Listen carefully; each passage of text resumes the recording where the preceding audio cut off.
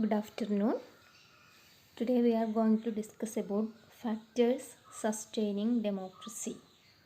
Which are the factors sustaining democracy? The rule of law, rights, social and economic justice, mass media, opposition. These are the factors sustaining democracy. Let's check the first factor, the rule of law.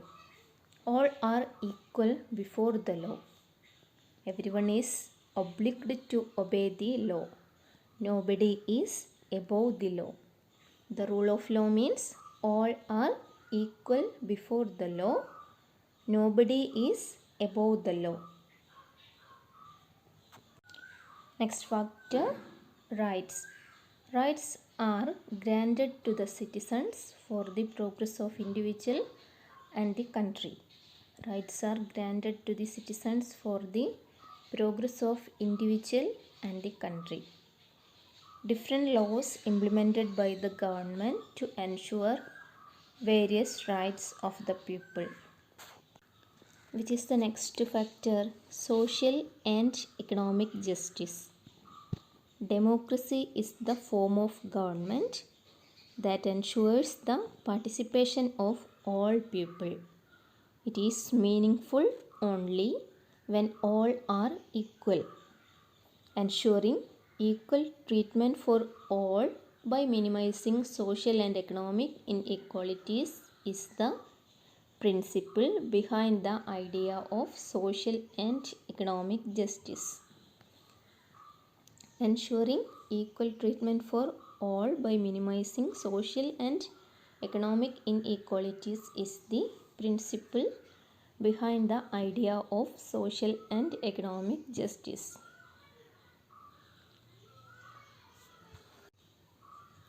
The following are a few social conditions that violate social and economic justice: slavery, gender discrimination, unemployment, poverty. These social conditions that violate social and economic justice. Next factor, mass media. The mass media is a major means that helps in informing the public about events happening in the society. Free and impartial media are the foundation of democracy.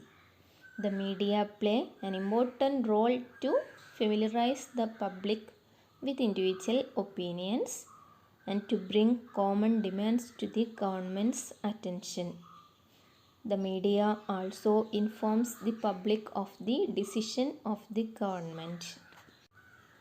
The mass media is a major means that helps in informing the public about events happening in the society. In the previous class, I told you to list out the different television channels and newspapers.